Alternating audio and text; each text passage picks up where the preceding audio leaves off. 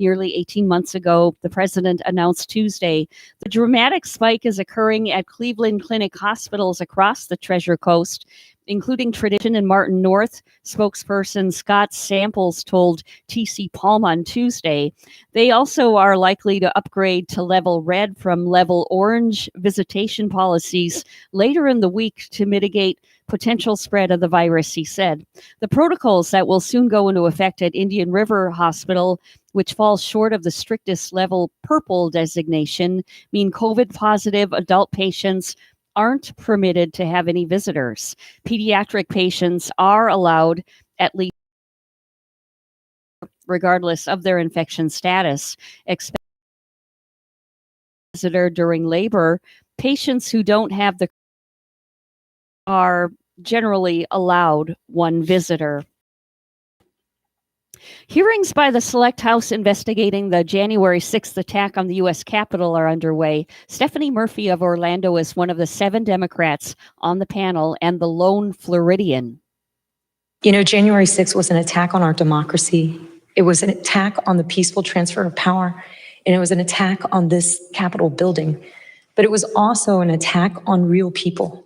Yesterday, the panel heard emotional testimony from 4 police officers who defended the Capitol building during the riot. Florida's Agriculture Commissioner has suspended the concealed weapons permits of 22 residents charged in connection with the January 6th Capitol riot. Nikki Fried, a Democratic gubernatorial candidate, announced the suspension of the licenses Tuesday, the same day a House committee was hearing testimony from Capitol police officers about the insurrection. As the lone Democrat on the Florida cabinet, Fried has the authority to suspend the licenses since the Division of Licensing, which administers the state's concealed weapons licenses, falls under the Florida Department of Agriculture and Consumer Services. The deeply disturbing events that occurred at our nation's capital on January 6 were sedition, treason, and domestic terrorism, and those individuals involved in the insurrection must be held accountable for attempting to subvert our democratic process, Fried said in a statement. Fried went on to say that as charges and sentences continue in the wake of this despicable attack, we will further suspend and revoke any additional licenses granted to insurrectionists. Public disclosure by her agency of those individuals who have a concealed weapons permit is prohibited by law. Calls are growing louder for Florida to reinstate a COVID emergency order. 2 state senators urged Governor DeSantis on Tuesday to take executive action as soon as possible. WPTV's Capitol reporter Forrest Saunders has more. The latest data shows Florida now has at least half the hospitalizations of last year's summer peak, and numbers continue to climb. This is basically like Groundhog's Day. Miami cardiologist Dr. Bernard Ashby telling us physicians again worried hospitals will become overwhelmed. What follows next is an increase in the death rate. I'm very concerned about that. 2 South Florida state senators now urging the governor to take action. They're calling on DeSantis to once again declare a public health emergency. The governor has to lead in this moment right now. Democrats Chevron Jones and Annette Taddeo saying the order could free up funding to pay for increased staffing and supplies. And like the previous order, it could also expand telehealth and allow out-of-state health workers to treat Floridians without a Florida license. We have lives to save right here in Florida. If he really wants to have a future politically, he should do the job he was elected to do. Taddeo formally requested the declaration Tuesday. DeSantis' staff, however, telling us he has no plans to follow through. Look, this is a seasonal pattern. The senator's letter, likely dead on arrival, as the governor continues to call the recent surge seasonal. We knew it was going to be low in May, and it was, and we knew as we got to the end of June, July, it would go up because that's what happened last year. Even so, Dr. Ashby is hopeful DeSantis reverses course and commits to some kind of order in the near future. Now, he says, is the time to be proactive. We can prevent literally hundreds of deaths, probably thousands of deaths, if we just take proactive steps. Defense lawyers in Florida want to return to virtual hearings. The Florida Association of Criminal Defense Lawyers says they're concerned about the increase of COVID-19 cases. A news release is requesting that courts should rely on virtual hearings that don't require in-person attendance. Lastly, a woman in South Dakota named Diane Nesselhoff married her husband, Ed, back in 1971. Sadly, Ed passed away 5 years ago, but she just followed through on a promise they made for their 50th anniversary. They saved an old can of Coors from their honeymoon and promised to drink it on their 50th. So Diane and her son did it together. They were a little worried they'd get sick, but it was fine. She says it tasted a little sweet, but she liked it. How refreshing.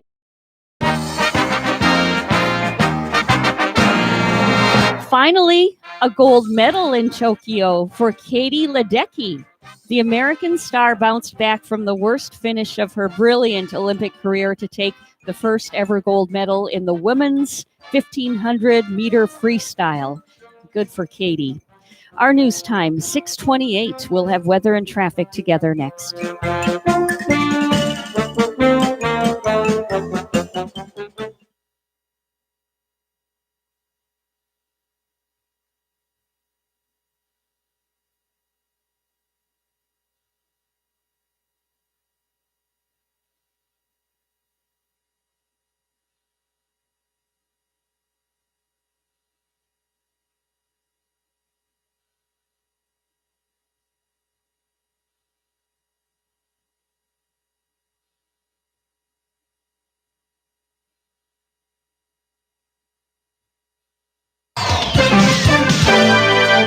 $6:29 on the Get Up and Go show. It's the Wednesday morning edition. It's time for traffic and weather together. Bonnie? Well, Evan, we're not finding any accidents here throughout our roadways in Stewart and Port St. Lucie up in Fort Pierce. Those areas are looking fine on a Wednesday morning, too. And that's your latest look at traffic. Stewart, we have 76 right now. In Nagasaki, Japan this morning, a clear sky and 85. Here's our weather at WPTV. This morning along the Treasure Coast, temperatures in the mid-70s, a spotty shower possible for the morning drive, otherwise mainly dry for the first part of the day. This afternoon, highs in the low 90s with feels-like temperatures in the triple digits. We'll see partly sunny skies throughout the day with a 50% chance for afternoon to evening showers and thunderstorms. Tonight, lows in the mid to upper 70s under partly cloudy skies. Tomorrow, highs around 92 degrees with a 60% chance for late day showers and thunderstorms. By the end of the work week, drier air settles in, dropping rain chances to 30% for the weekend. I'm WPTV First Alert Meteorologist Katya Hall on WSTU AM 1450, Martin County's Heritage Station.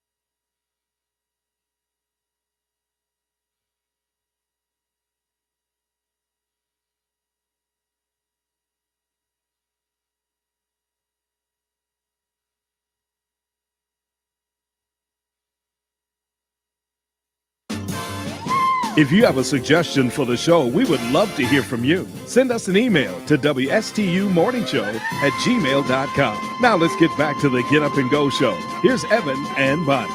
6:32 on the Get Up and Go show with Evan and Bonnie, and it's time for a segment we call Viral Videos.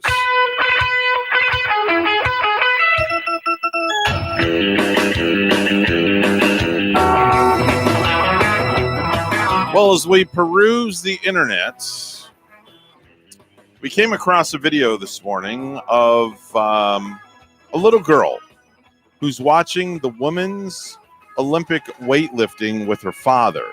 And she's absolutely loving it. Loving it so much that she talks about being a weightlifter as well. This thing is so adorable. Listen. That pull is strong hands. Yeah. I wish I had strong hands. I wish they had to be the strongest. They are so strong. They can lift heavy things. They can. They're so strong. You can do it.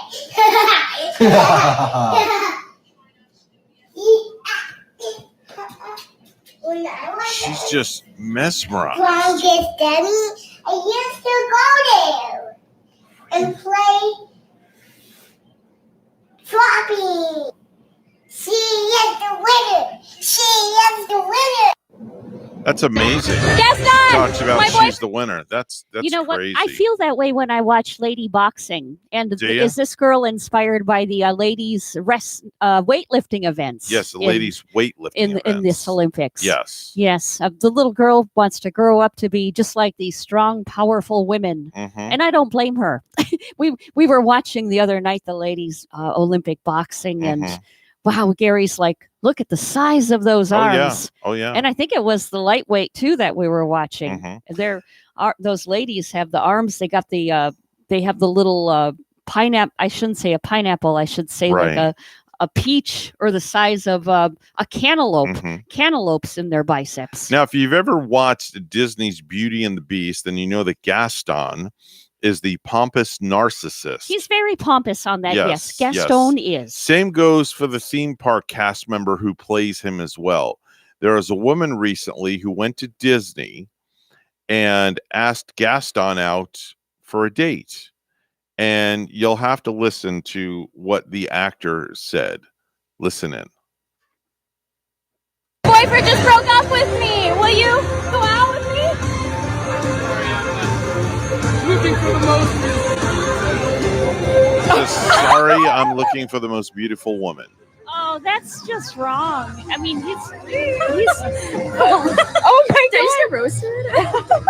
was that The a girl visitor? got roasted. Was that a visitor or was that another cast member? No, in- that was a visitor to Walt Disney World who just broke up with her boyfriend and asked Gaston out on a date. You know, and that And she he could, was being very pompous. she could be scarred for life for that. And if he's one of the stars of one of their shows, Yeah. why would he be that rude to a Disney visitor? Yep, that's exactly what he did. I hope that the guy that plays the real Gaston, Mhm. the real actor of it, I'm going to say the professional actor of it in Beauty of the Beast, Mhm. the movie that I saw, I hope he's nicer than this one that Mhm. we just saw at Disney World. There's a That's Irish just not nice. There's an Irish musician named Dan Murphy who can play the harmonica very well.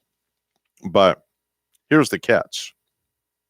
There's a video of him also beatboxing at the same time that he's playing the harmonica. Let's listen.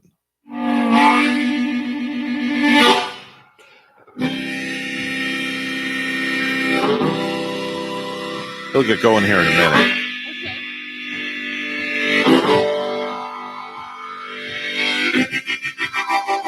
There he goes. Pretty good on the harmonica. But here comes the beatbox.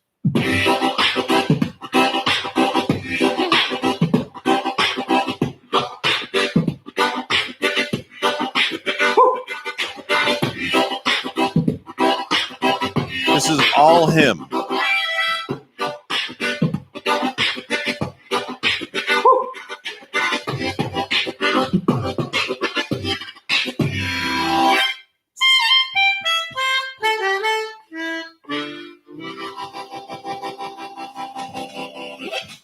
That was pretty cool. Sign him up for the band and Telling more harmonica, please. How about America's Stop Got the Talent? cowbell, more Yeah. harmonica, please. Yes. That was very good. That was wonderful. I wonder how he would do on America's Got Talent. I bet he would be one of the probably one of the top performers up there. Don't you think? I think Simon would buzzer him. Oh, I you honestly do? Yeah, I think Simon would buzzer him. I don't think know. so. That seemed to be pretty good. Of course, Simon probably has a better ear for talent than I do. I'm sure he does. Well, Simon's got a better ear for talent than anybody does. Yeah. As far as I'm concerned, I do believe so. Excuse me while I go get my readers for a moment. Oh, If I'm going to leave the table momentarily. well, you can leave the table and I'll answer the phone. Hi, good morning. You're on the air while Bonnie leaves the table. The man's using a looper. What are you doing? What's going on? What's going on, my brother? Oh boy, what's up? You're on your way heard to the your. harmonica player, and I thought, well, that's pretty good till he started talking Yeah. while he was playing the harmonica. And whoa, hold on a second. So now It's physically impossible. you have to catch us up on what you've been up to, because it's been over a week since you've been on the program. Now I've talked to you on the phone and we've texted, but I think our listeners deserve an explanation where the heck you've been. Where have you been? Well, I've been working my rear end off. Not much that I got much of a rear end left, but that's beside the point. Now you're no longer at the golf course. No, I'm no longer at the golf course, and I have to make an impression on people I'm working with now. So I gotta really put the screws to it, you know. Wow. Okay. Now what kind of work are you doing now? All kinds of different maintenance things, and with it's a day. Every day is a new adventure. Oh. How bad has it been during the summer months working in this heat? This heat has just been like, wow. Ain't no heat where I'm working at. It's in a big airport hangar that's air conditioned at 70 degrees because of the big CNC machinery they got going on there. They got the biggest CNC machinery I have ever seen. 3 stories high. Now, where's this airport hangar? Is that at Witham Field? Well, it's here on Airport Road. It's Triumph. They make airplane parts. Is that down by in Stewart? Yep, down Stewart, right next to. Put your seatbelt on. Well, yeah, I know. Yeah, I'm driving me insane. Gotcha. You caught me. My wife says that all the time to me. She gets me all the Same time. with me. Hold on a second. Guy on the radio is telling me to put my seatbelt on. Who are you talking to? Got to show my badge to get through the gate. Oh, have a great day. Tell the security. Anyway. Tell the security guy I said hello. Good morning. Evan said it from the radio station. Oh, okay. You look to me like I'm crazy. That's all right. Well, what else is new? Oh, you know what? That's it. I told the the gentleman at the toll booth, I don't know his first name yet, but Call him Fred. I told him that I'm on a morning show at WSTU radio. So it was just 2 days later, I came through his toll booth and he says, "Here's your change, Bonnie." Oh, Really? Gotcha. He had, he had never known my name either. And I'm like, how did you? Oh, you listened. Okay. So that caught me by surprise, boy. but it was a nice surprise. That's impressive. Yeah. That's But impressive. anyway. Hey, Guys. Jeff, I got a question for you. Shoot. Do you get along with your neighbors?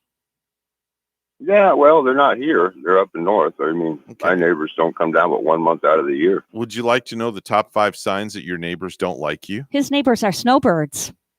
Staying up north.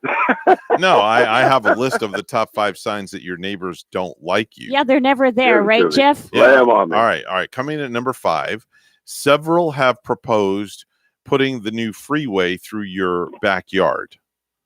Okay. That's a good one. Yeah, Yeah. that definitely. Okay. Coming in at number 4, when you moved into your housewarming gifts were all signs that said for sale. Really? Yeah. Okay. Coming in at number 3, all of them had their car windows tinted, so you can't tell if they're actually looking at you as they drive by. Oh boy. You All always right. want to wave to your neighbors. Yeah, coming in at- coming it'd in be at number- shame to have tinted windows, so you can't wave to your neighbors. Coming in at number 2, someone sets out cartons of eggs out in the front yard of your home on Halloween night. The whole card. Yeah, the whole carton. And then coming in at number 1, they ask when you're on vacation so then they can plan their own block party without inviting you. That's low. My That's neighbors, bad. my neighbors had a party just this week, and it was they had a big sign, class of 2021 in the yard. Did they? So we have a young lady graduate living next door. Oh, it's very okay. nice. Very nice. Yeah, but they weren't partying like way into the night with the loud party kind of music. Those are the neighbors on the other side. Oh, that's the other side. Okay. Well, if you live on the other side of Bonnie and Gary, knock it down a notch. Okay. Please. There you go. Turn it down a bit. There you go. Hey, listen, man, All right. we'll let you run. You I guys know have you a got to great get day. in. Thanks for calling and catching us up on what's going on in your life. Yeah, glad you're see you staying later. cool. All right. Take care, Jeff. Bye-bye. Bye-bye. Yeah, sounds like he has it made in that hangar with the air Yes. conditioning, and He's hanging out in the hangar. I thought he was like out in the sweltering heat all day. No, not at all. Not at So all. that's- Did you know that 50% of people eat pizza while watching sports?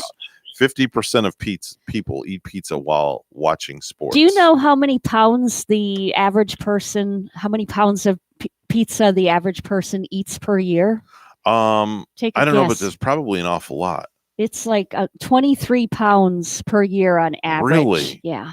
Oh my! I I need learned- to cut down a little bit. I learned that on I learned that on Restaurant Impossible. Mhm. The guy with the big biceps and glasses, he told me that.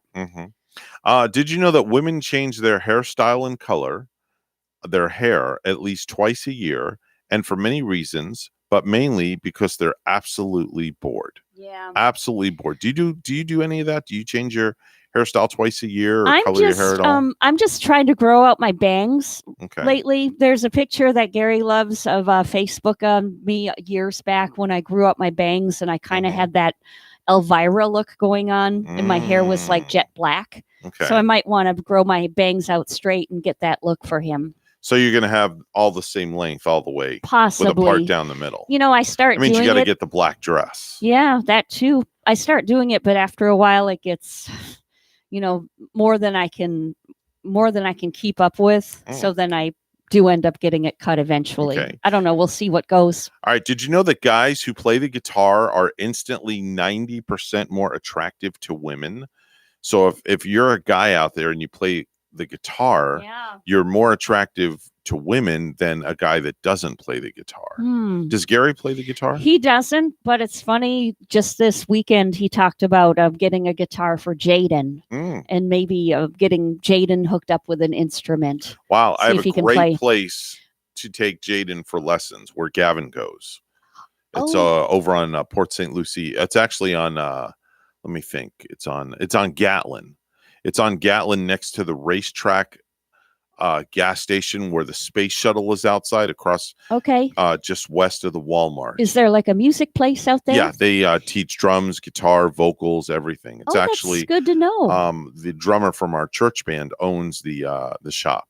All right. Yeah, so Gavin goes there and gets his weekly guitar lessons. That's great to know. He spends like about a half hour a week there. Yeah, half-hour lessons is Yeah. what they are, and if he misses a lesson, then it's 2 into 1, and he gets a 1-hour lesson. Is he learning? Is he learning some of the chords? Is he learning? Let me he's tell playing? you, he is more than learning. Let me show you something here.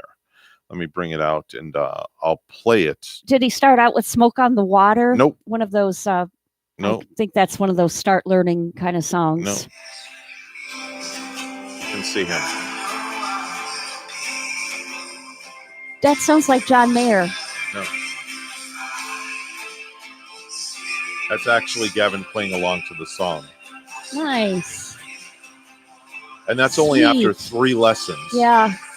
Yeah, That's a so nice it's pretty guitar cool. that he has too. Yeah, that's an electric acoustic. Mhm. Spent about, I want to say $200 on that. All right. You know, it's a what is it? What brand is that? I got to zoom in. It's a Fender. Yeah, it's a Fender. Mhm. Yeah. Pretty. Yeah, so he's doing real well with that. Did you know that built in 1772, Maryland's historical state capitol building, Maryland State House in Annapolis, is the oldest state capitol in the legislative use that is in existence from 1772. Oh, Maryland's is? Yeah. What is the state? That's at their state capital? Maryland, the state capitol building in Maryland, in Annapolis. what It's is- called the House of Annapolis. Annapolis, is that Maryland state capital? I think Don't quote me on Yeah. it. Don't quote me on it. I used to know all I my was state capitals. I was terrible with but I history. forgot that one. Yeah. I know Vermont is Montpelier, Vermont. Oh, okay. Montpelier, I remember. Mm-hmm. And I think, if I'm not mistaken, well, of course I know Madison, Wisconsin. Well, of course, that's your home state. And I think it's Lincoln, Nebraska. Mm-hmm. There are certain ones, but I don't think I could remember all of them now if I was put to the test. Now, here's an interesting stat. Did you know that over the weekend, men are just as likely to do laundry as much as women? Over the weekend? Over the weekend. Only over the weekend. Oh, I wish that would have going on in our house. Otherwise, I wouldn't have had 5 loads of laundry to do on Monday. Only over the weekend. Yeah. Otherwise, you're basically out of luck, is what they say. They're not going to touch that laundry load during the week? No, they're not going going to touch. Saying? They're not going to touch the load during the week at all. Put a Nope, big not sign happening. on my laundry thing then that I'll say it's okay to touch, even though it's Tuesday. Yeah, I look, don't mind. Well, that or just look but don't touch. Open the door and as put they the say. clothes in this Yeah, dryer. Just, put the clothes in, hit the start button, and be done with it. I got to get some dryer sheets. I like my Gain. I love the Gain dryer sheets. They smell good. They make the clothes smell very good. And you know those garbage bags that I just got from Ollie's? Mhm. Those have a Gain fragrance scent in the garbage bags. I know the ones back here have the scent also. They do. That I I mean, buy. Those are the great value ones. they're great. Yep. 6:48 is the time on the Wednesday edition of the Get Up and Go show with Evan and Bonnie. It's time for news, brought to you by St. Lucie Jewelry and Coin. For the best deals in town on precious metals, it's always St. Lucie Jewelry and Coin. Here's Bonnie with the headlines. Thank you, Evan. Cleveland Clinic Indian River Hospital is tightening visitor restrictions as it treats the most COVID-19 patients it has admitted since the pandemic spread to the Treasure Coast nearly 18 months ago, the president announced Tuesday. The dramatic spike is occurring at Cleveland Clinic hospitals across the Treasure Coast, including Tradition and Martin North spokesperson Scott Samples told TC Palm on Tuesday. They also are likely to upgrade to level red from level orange visitation policies later in the week to mitigate potential spread of the virus. The protocols that will soon go into effect at Indian River Hospital, which falls short of the strictest level purple designation, mean COVID-positive adult patients are not permitted to have any visitors. Pediatric patients are allowed at least one parent or guardian visitor, regardless of their infection status.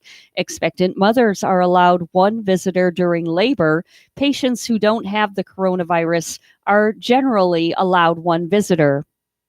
Calls are growing louder for Florida to reinstate a COVID emergency order. 2 state senators urged Governor Ron DeSantis on Tuesday to take executive action as soon as possible. WPTV's Capitol reporter Forrest Saunders has more.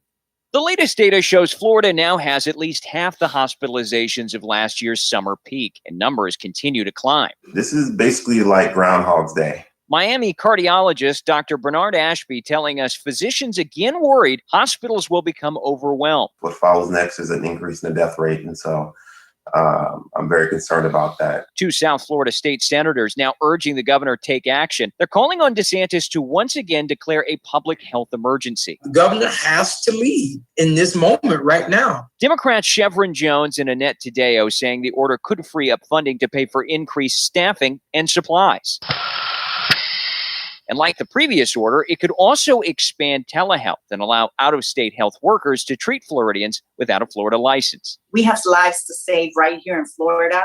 If he really wants to have a future politically, he should do the job he was elected to do. Taddeo formally requested the declaration Tuesday. DeSantis staff, however, telling us he has no plans to follow through. Look, this is a seasonal pattern. The senator's letter, likely dead on arrival, as the governor continues to call the recent surge seasonal. We knew it was going to be low in May, and it was, and we knew as we got to the end of June, July, it would go up because that's what happened last year. Even so, Dr. Ashby is hopeful DeSantis reverses course and commits to some kind of order in the near future. Now, he says, is the time to be proactive. We can prevent literally hundreds of deaths, probably thousands of deaths, if we just take proactive steps. Florida is getting funding to help with HIV prevention and treatment. The CDC is giving the state $10 million just a week after their report showed Florida leading the country in new HIV cases. Homeowners here may pay $2.82 more for trash pickup. The city council unanimously approved at its meeting Monday, increasing the preliminary solid waste services assessment rate from $281.92 to $284.74. The council is expected to finalize the trash hauling assessment at budget hearings in September, officials said. If approved, the rate would go into effect October 1st. Since 2006, the city has contracted Waste Pro for weekly yard waste collection and twice weekly residential trash pickup. FedEx is currently hiring 28 operations managers, 16 full-time and 12 part-time plus maintenance technicians for its 245,000 square foot facility under construction in Legacy Park at Tradition. Operations manager wages start at $21 per hour, with 4 shifts available on weekdays and 2 on weekends. The company said an anticipated start date for training is September 1st. The facility is expected to start operations on October 29. FedEx plans to have almost 500 full and part-time employees working at the Port St. Lucie location. Applicants can apply for the jobs by visiting FedEx's website. Walk-ins at the July 31st event will also be welcomed and interviewed as time allows. Lastly, Kanye West is reportedly living at Atlanta's Mercedes-Benz Stadium after hosting a listening party for his forthcoming album Donda at the venue last week. According to TMZ, the rapper has since moved into the concert destination where his team has set up living space, a recording studio, and a personal chef for West as he completes his highly anticipated 10th studio album.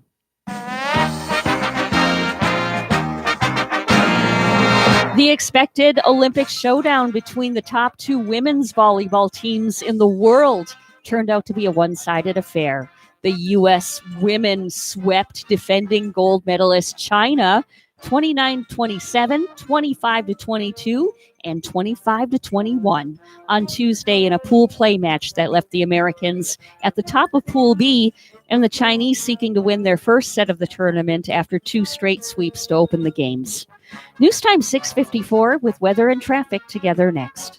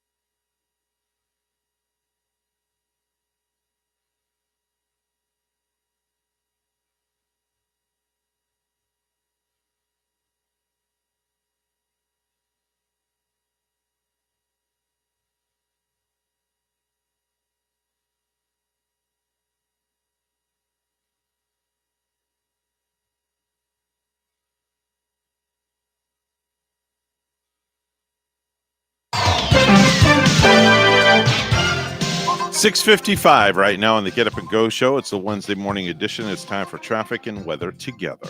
Our roadways are fine on this Wednesday morning here throughout Martin County and St. Lucie County. It's a nice ride on US 1 and everything up to speed right now on the major highways. And there's your latest look at traffic. 75 in Port St. Lucie and in St. Albans City, Vermont. It's a cloudy 59. Here's our weather at WPTV. This morning along the Treasure Coast, temperatures in the mid-70s, a spotty shower possible for the morning drive, otherwise mainly dry for the first part of the day. This afternoon, highs in the low 90s with feels like temperatures in the triple digits. We'll see partly sunny skies throughout the day with a 50% chance for afternoon to evening showers and thunderstorms. Tonight, lows in the mid to upper 70s under partly cloudy skies. Tomorrow, highs around 92 degrees with a 60% chance for late day showers and thunderstorms. By the end of the work week, drier air settles in, dropping rain chances to 30% for the weekend. I'm WPTV First Alert Meteorologist Katya Hall on WSTU AM 1450, Martin County's Heritage Station.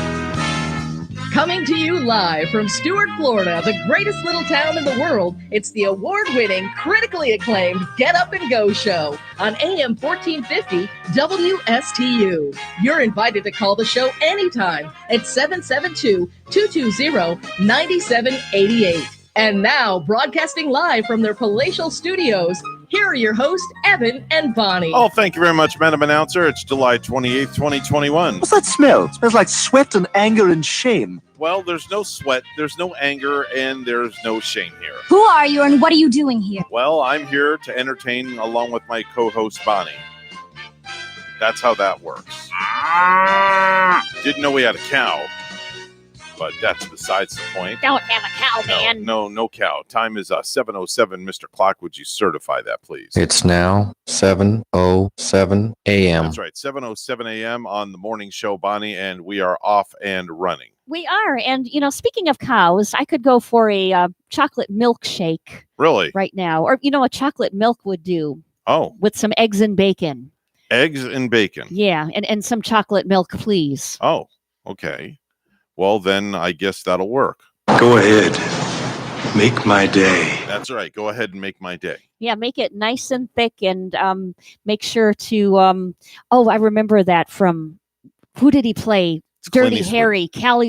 Harry Hallahan was his name. I'm not sure. I just know Dirty Harry. I remember him in that restaurant when he asked the waitress for his cup of coffee, and the coffee came without his cream and sugar, and the way he doesn't normally like it. No, he was a little ticked off. He knew there was something going on in that restaurant. Oh, for sure. Let's do some birthdays, if we could. News on the radio. Happy birthday.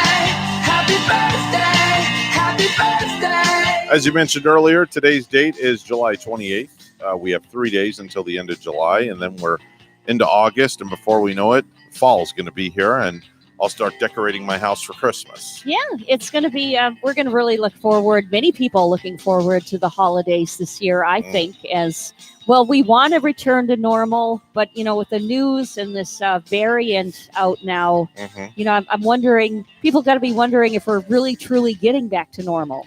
We'll have to see. We can only hope so. We will have to see, without a doubt. Yeah. Bonnie, what do you have for me this morning? Happy birthday to Jill, my beautiful sister-in-law in Wisconsin. Now, sister-in-law, that means that is Gary's somebody's relative, right? My brother's wife. Your brother's wife. Yeah. Okay, your brother's wife. There we go. That's it. So we finally got it. And his birthday is coming up. It's either, August 9th or the 10th. Not sure. I got to really find out for sure if it's on the 9th or the 10th. Anyway, I sent them both out. I sent them out a package yesterday. Nice. Coming to their house from Amazon. It'll be there in a day or so. So Amazon's usually pretty quick. Really hoping they're going to like it. Now, I'm sure they will. If you selected it, they will. I didn't do the fancy one where I didn't say, hey, you got to have it there in 3 days. I think 5 to 7 days Free is going to shipping. be. Yeah, free shipping. Free shipping it. Oh, yeah. And for the next, I'm in that 24-hour window now where they're offering me free shipping because I just signed up for Amazon yesterday. Very good. Atta girl. Way to go. I am finally a customer, not Amazon Prime like Gary is. I think he pays that $13 a month to have Prime. Okay. I'm just the regular Amazon girl. Such a bargain. I don't want to be carried away with it either because, man, you can get addicted and start shopping at home. You're going to get hooked. I'm telling you right now. You're gonna start having regular daily visits from the Amazon truck at your house every day. Well, that's coming. I can see that. I'm making a bold prediction. I don't get too wrapped up in that sort of thing because I do have the Wish app too. I like to order on that Wish app. How long did it take you to get those earrings? It took a month, I think 1 month. Yeah. And then when they came, when I got it in the mail one Saturday morning, I looked at this little package. It came from, I don't know, a place China. It said city in northern New York. Yeah, because China or something like that. China ships it to New York, and New York ships it to you. Yeah, I wondered what could this be? Oh yeah, they're my earrings. I forgot all about them. There you go. Celebrating a birthday today, the one and only Soulja Boy. He's 31 years old. He is known for that song "Crank That Soulja Boy." I've heard of Soulja Boy, but I don't think I know the song. Or do you think I would know it if I? You've never heard of "Crank That Soulja Boy"? I don't know. I don't know if That doesn't Pull it sound up familiar. on YouTube and listen to it. Okay. You'll know it as soon as you hear it. All Trust right. me. Alexandra Chando is 35. That's the twins Emma and Sutton on The Lion Game. John David Washington, 37 years old today. That's Ricky Jarrett on Ballers. That is a great show on HBO. Ballers, starring Dwayne The Rock Johnson and John David Washington and a few others. Great production. Excellent show. Now, Ballers, are they, does it have to do with bowling or Football. boxing? Football. With football. Yeah, it has to do with football. Oh, and what network is it on? It's on HBO. No, HBO Max or? I don't know if you can get it on HBO Max, but if you get a chance, do a search for Ballers, Ballers, and if it does come up, watch the entire season. And it's a series revolving around football, Football. like NFL players or high school The Miami players. Dolphins. Yeah, It's series are surrounding the Miami Dolphins. Is I what gotta it take is. a look It's at a great that. show. Great show. Afro Man, 47 years old today. Biggest hit and the only hit, Because I Got High. That was it. One hit wonder. Okay. Another one of those. Yeah. Elizabeth Berkley is 49. That's Jessie on Saved by the Bell and Nomi on Showgirls. Lori Loughlin is 57. She was in the big scandal Mhm. with the high school. Getting by lying, saying both of her daughters were rowers Yep. to get them on the rowing team. Exactly. That's also Rebecca on Full House and Fuller House. Sally Struthers. Now there's a name. When you think of Sally Struthers, I think of Burt Reynolds. And I think of Sally Fields. or is that you're Sally thinking- Field? Sally Fields. Wrong. you're Well, I thinking had the of. Sally, that girl, right. Yeah. All right. Sally Struthers, 74. That's Gloria, Gloria. on All in the Family. Oh, That's right. She shined on that role. Yeah, she really Her did. and Meathead, Yeah. the way they squared off sometime. Mhm. I thought she was excellent in that. All of the players on All in the Yep. Family, they were excellent. Jim Davis, 76 years old today. That's the genius who created Garfield. Garfield, yeah, 76, huh? Yep. Peter Cullen, the voice Optimus Prime in the Transformers movie. Celebrating birthdays in the heavens, Rick Wright from Pink Floyd, passed away in 2008. Jacqueline Kennedy Onassis, celebrating a birthday today, passed away in 1994. That's JFK's wife. Alexis Arquette, the transgendered sister of Patricia, David, and Rosanna Arquette. Rosanna. Yeah. Yeah, they did have a transgender sister passing away in 2016 or something, right? Yep. Beatrix Potter passed away in 1943. That's the child's author. She did the Peter Rabbit books.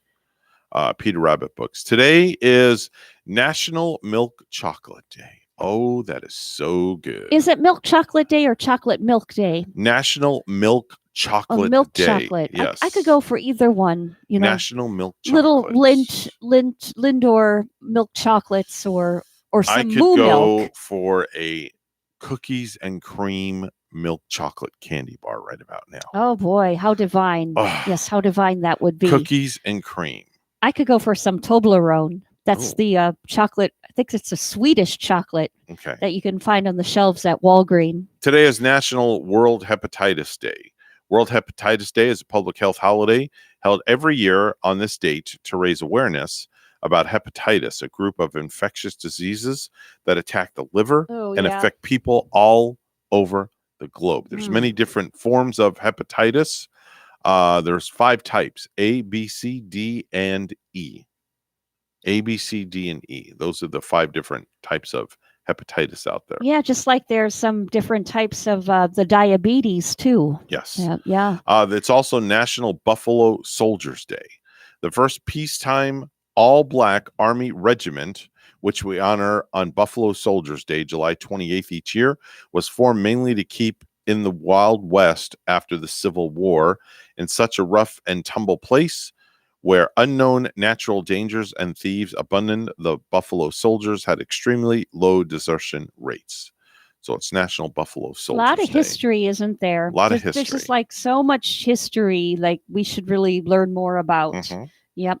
Did you know that 153 years ago today, Bonnie, speaking of history, back in 68, the 14th Amendment to the United States Constitution guaranteeing due process of law was declared into effect 153 years ago today. Wow. That's amazing. Due process of law. Due process of law. What does that amendment mean? I don't know. I don't know. It was just guaranteeing due process of law was declared into effect. 125 years ago today, in 1896, the city of Miami, Florida, was finally incorporated. What year was that? 1896. 1896. Very old city. Yep. Due process. Yes, fair, due process. Fair treatment through the normal judicial system. There you go. So you Especially get a as fair a trial. citizen's entitlement. Okay. Yep. 78 years ago today, in 1943, President Franklin Delano Roosevelt announced the end of coffee rationing. Boy, I bet you would have been happy about that announcement. Oh, I know, right? God forbid It'd the be coffee like, gets rationed. yeah, like where would I go to get? I mean, like knocking on my neighbor's door and Forget such it. for a little bit of coffee. All hell breaks Oh, loose if you brother, don't get your coffee. Brother, can you spare some Folgers Mm-hmm. in my cup? Yeah. 48 years ago today, in 1973, the biggest festival in history took place in Watkins Glen, New York. 600,000 people watched the Grateful Dead, the Allman Brothers, and the band perform. Wow. That's amazing. That happened in 1973. What was the name of the music festival? It just said the biggest rock festival took place. Hmm. Doesn't say what it was. Doesn't say what it was. There's supposed to be one coming up in New York City, I think, like August 23rd, with Mhm. some really big names like Bruce Springsteen, I think is going to play. Oh, wow. Just like a lot of them, New York City, they're going to have one on, I'm pretty sure, August 23. A Okay. big festival where, they say you have to have proof of vaccination to get in. 34 years ago today, in 1987, the Beatles sued Nike and Capitol Records to halt the use of the song Revolution in the Nike shoe commercials. Wow. Interesting stuff. Oh, they wanted to stop their song Yeah. Revolution Yeah. from playing in that. They Yeah. they didn't want to sell it out Beatles to didn't Nike. like it. No, Beatles didn't like that Yeah. at all. 23 years ago, in 1998, Monica Lewinsky received a promise of blanket immunity from Ken Starr in exchange for testimony about her affair with then President Bill Clinton. Interesting. Very interesting. 15 years ago today, in 2006, Mel Gibson was arrested for DUI with an open bottle of tequila in his car. Wow. Mel, I never heard about that one. Mel Gibson was arrested for DUI, With open an- bottle of tequila. Yeah, I remember he went on a rant or got enraged at someone and Mhm. threw some anti-Semitic slurs, and he was kind of like decked out from Hollywood for like a really long time because of that. Mhm. But I did see him make sort of a comeback. He was in a pretty cool movie with Mark Wahlberg and Will Ferrell, where they play these movie dads, and I think Mel Gibson played the dad of Wahlberg in the movie. Okay. So he's made some, like a comeback in a few. Speaking of Wahlberg, have you ever gone to their burger place up in Orlando, Wahlburgers? I would love to go. I haven't been. Amazing. Really? Yeah. Yeah, Rachel took me there once, and I was like blown away. I was like, wow, this is good stuff. Wow. Really good stuff. Yeah. Yeah. Were they like big juicy burgers and Mhm. stuff? Yeah, Mhm. really, really They good should stuff. open one up here, and then we should have the Wahlberg brothers come and visit, That would be a fantastic. like a grand opening. That's a fantastic idea. I think that should happen. That's your birthdays and anniversaries back in the day. It's time for news, all brought to you by Florida Blue, your local Blue Cross Blue Shield, helping families take control of their health for more than 75 years.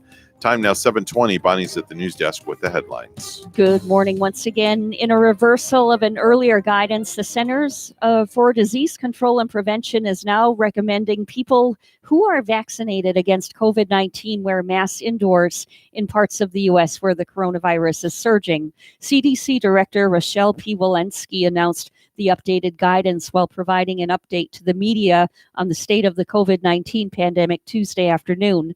Walensky said the CDC is also recommending that everyone in K through 12 schools wear masks, regardless of their vaccination status. That includes students, staff, and visitors. The new recommendations come as parts of the country see COVID-19 cases climb, due in part to the rise in the more transmissible Delta variant.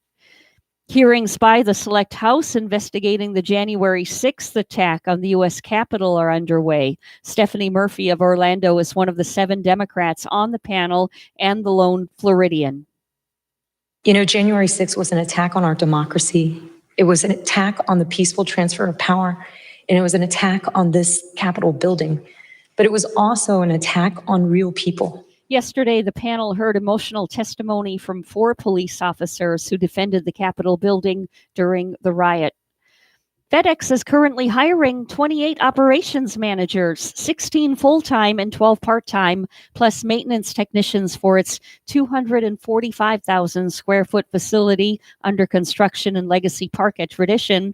Operations managers' wages start at $21 per hour, with 4 shifts available on weekdays and 2 on weekends. The company said an anticipated start date for training is September 1st. The facility is expected to start operations on October 29. Applicants can apply for the jobs by visiting FedEx's website. Walk-ins at the July 31st event will also be welcomed and interviewed as time allows. Governor Ron DeSantis is reaching out to the families of the 98 people who died in the collapse of the condo tower in South Florida. The governor's here and he's concerned about, the issue with respect to finding out why that building fell down. Surfside Mayor Charles Burkett says crews are going through the debris to extract personal items to be returned to residents and relatives. Despite a new CDC recommendation, a Central Florida school district is not changing its optional mask policy. Orange County School Board Chair Teresa Jacobs says mask wearing remains voluntary at this point. Homeowners here may pay $2.82 more for trash pickup. The City Council unanimously approved at its meeting Monday, increasing the preliminary solid waste services assessment rate from $281.92 to $284.74. The council is expected to finalize the trash hauling assessment at budget hearing in September, officials said. If approved, the rate would go into effect October 1st. Since 2006, the city has contracted Waste Pro for weekly yard waste collection and twice weekly residential trash pickup. And lastly, have you ever been pulled over for a broken taillight? Well, instead of tickets, cops in Denver have been handing out $25 gift cards to help people fix them. Yeah, Advance Auto Parts helped make it happen by supplying 100 gift cards they could use.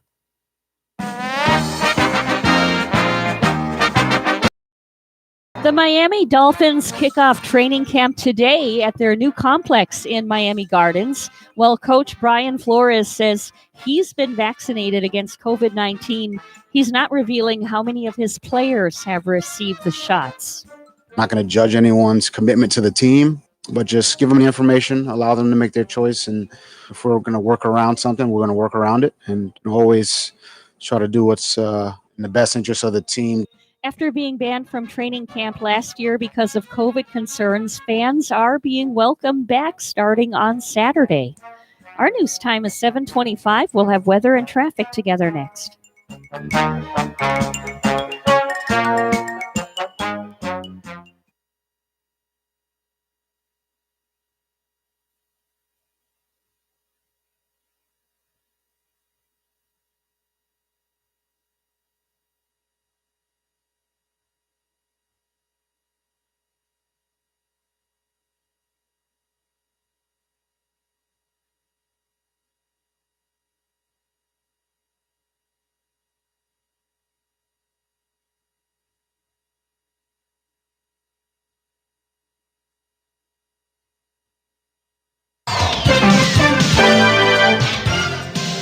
$7:26 right now on the Get Up and Go show with Evan and Bonnie. It's time for traffic and weather together. And as I bring up the latest traffic report from the Florida Highway Patrol, we are taking a quick look here.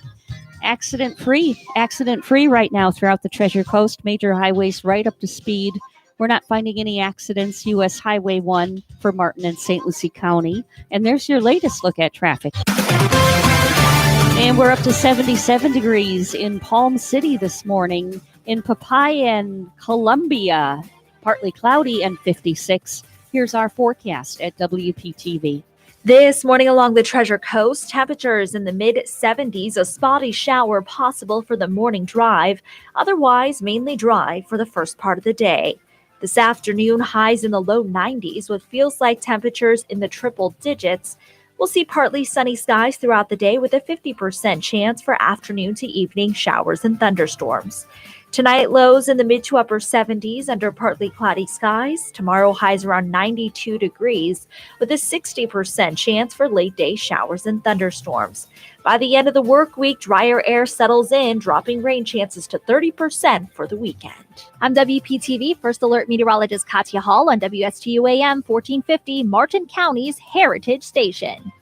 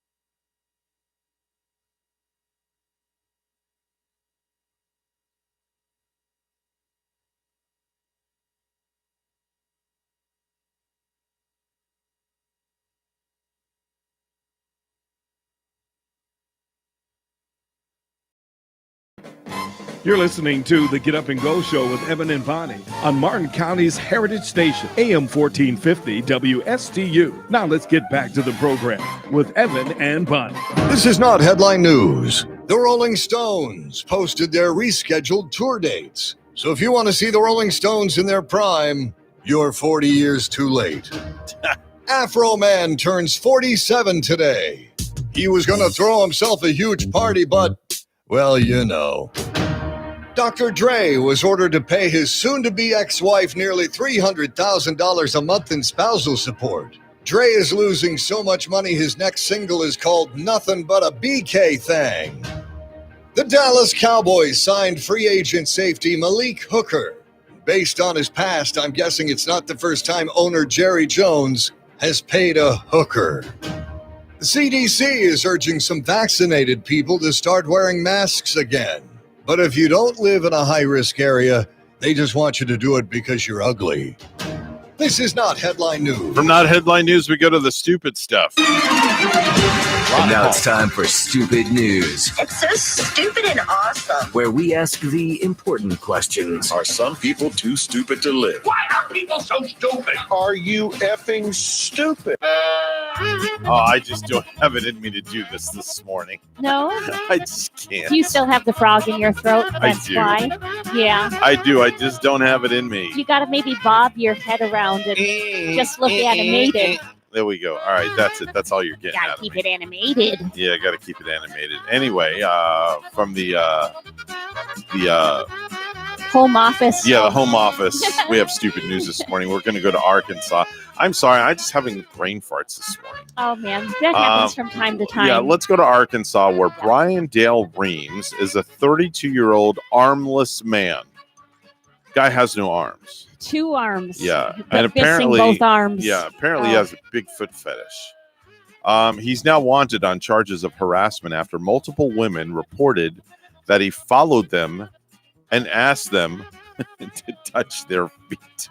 How the heck do you touch somebody's feet if I think he's he got wants no to arms? touch their feet with his feet is probably what I don't he know. wants to do Well, and play a little footsie perhaps. A female Walmart shopper told police that Reams allegedly followed her around the store and told her she had pretty feet. Oh my. Okay. Now, he also asked her if she enjoyed having people touch her feet. She added that he later found her on social media and began harassing her online. He was later arrested, Oh wow. but they couldn't handcuff the guy. Yeah, I guess not. How could they, right? Couldn't handcuff the guy. Oh my They gosh. arrested the guy, but they couldn't handcuff him because he had no arms. Yeah. How do you do that? Mm, I mean, then how do you touch somebody's feet if you have no arms? just kind of take them and Strange. shove them into the patrol car, I Yeah, guess. only in Arkansas. Oh. Let's go to Japan, where a man was arrested for flying a drone while under the influence, which is actually illegal in Japan. It is illegal. Yes. As well as several other areas, including New Jersey. It's illegal to fly a drone while you're drinking. It's droning while drunk. Yeah. Drunk droning, whatever you want to call it. Well, you know, that is a little aircraft unit in the sky that you're actually operating. This actually happened just a few weeks back. He's a 56-year-old guy, and he drank 8 beers from 7 a.m. to 12 noon. And drinking some beer and enjoying his drone. Yeah. It sounds like a fun afternoon. The morning drinking had a wild effect on him because he decided to clean his place in the process. So he found a drone that he hadn't flown in quite some time. He got it out and took it for a spin and promptly crashed it into the neighbor's window. Oh, yikes. Thankfully, it sounds like nobody was hurt. And when the police came, the man admitted to drinking and droning. Drinking and droning. is Drinking a- and droning. It's like drinking and driving, but drinking and droning. You have the new thing now. Well, he's Um, going to have to pay a little price if he smashed somebody's window Well, with it's a little unclear how the guy's going to get punished. The law hasn't been on the books very long. And supposedly he's the first guy ever to be arrested for this new law. I wonder what kind of punishment you would get for drinking and droning in Japan. Well, it says offenders could face a fine of up to $2,700 for drinking and droning. That's a pretty big one. Yeah. Yeah. Drinking and droning. Wow.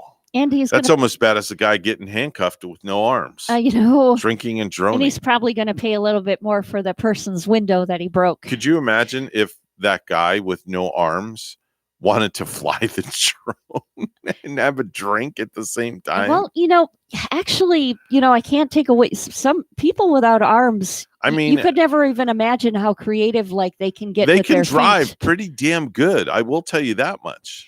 I've seen people with no arms drive a car. There was a freak story about a kid, Mm-hmm. a real accident. I think it happened up in the Wisconsin area Mhm. years ago. He was on a farm.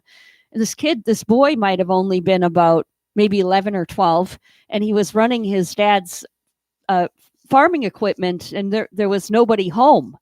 And he had such a freak accident in this machine out there where he lost both of his arms. Oh, wow. And what it took was he wiggled himself. He got himself into the house.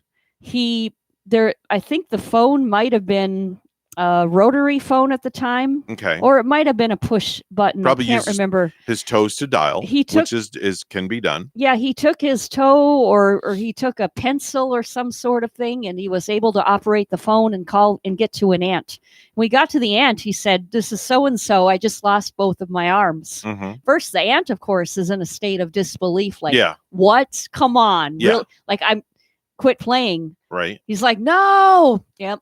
Well, they got over there, and yeah, the There he kid had was. lost both of his arms at Wow. an accident. That's crazy. But, I would tend to think that once you lose limbs, you would Mm-hmm. garner to lean toward getting strong with using other parts of your body. Mhm. Yeah. There's a gentleman that came to our church. I can't think of his name off the top of my head, but he has no arms and no legs. Yeah. Oh. And he preaches the word like you have no idea. The guy Fascinating. is phenomenal. Yeah. Yeah.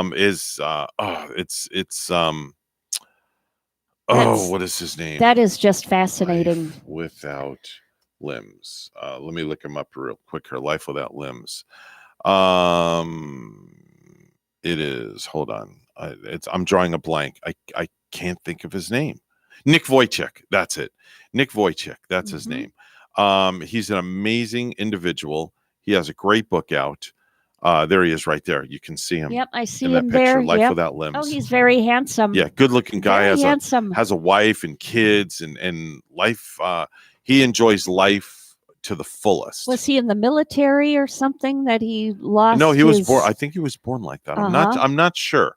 I'm not sure about his story, but he is amazing. I mean, he brought everybody to tears when he preached at our church. It was really amazing. Mhm. And Really, he wrote a it book blew of me away. inspiration. He's got huh? many books, many books. If you ever get a chance to go see Nick Vujicic, he's really, truly amazing. Mhm. Let's go to Australia, where Australia has done better than most other countries throughout the pandemic because it closed its external and internal state borders and forced travelers to quarantine in a hotel. But today, there are two stories of people trying to break the rules. First, a woman was busted earlier this week having cigarettes delivered to the roof of her hotel Wow. by drone. By a drone. She was caught by a hotel staff member, and the police have fined her $1,300. Wow. The man was operating the drone from below, and it's unclear if he could also be punished as well. He was probably making extra money with some special deliveries for people who couldn't Mhm. get their goods, trying Now, to get their goods. This may be against the rules, but at the same time, a drone delivery seems like a very smart way to hand something off while social distancing. It sure does now, doesn't it? It's very brilliant. In here during the pandemic, I was almost wondering if those drones would become even more popular, like if the pizza places Yeah. if we would actually see more drones out now during this. Now, But also I'm in glad this, to not see that because I want to see people working, Right. and I still want to see live person delivery Right. drivers. also in Australia, a 39-year-old man escaped his hotel quarantine yesterday by tying bed sheets together, tossing it out his window, and using it as a rope to descend down 4 stories to the street below. Nice. He was caught, arrested, and charged with failure to comply. I wonder if he actually was able to make the attempt of getting down to the street below on those sheets that he tied. Yeah. Have to be some kind of stunt man or Mhm. something. How many stories was this place? It was Be like- 4 stories. Like Spider-Man or something. Yep, 4 stories. Yeah. Yep.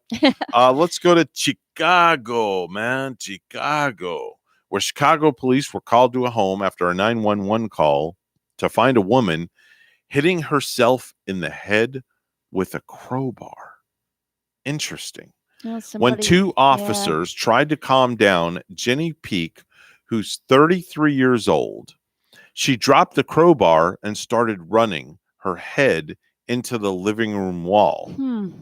So she went from banging herself in the head with a crowbar to running her head in the living room wall. Yeah. Then she began punching herself in the stomach and chest area and also yelling, quote, officers were finally able to subdue her with the aid of a stun gun. She was determined to beat herself up, an arresting officer had said, and she did that. One of the worst beatings I've ever seen in my 20 years on the Gee. force, the officer said. They'd have to take her in to find out why she's Yep. so self-destructive. Alleging that she had taken a $12 bet from her stepdad that she couldn't kick her own butt. So the stepdad made a bet with her for $12 that she couldn't kick her own behind. How old was this lady or girl? 33 years old. Boy. 33 years old. She beat herself up so bad.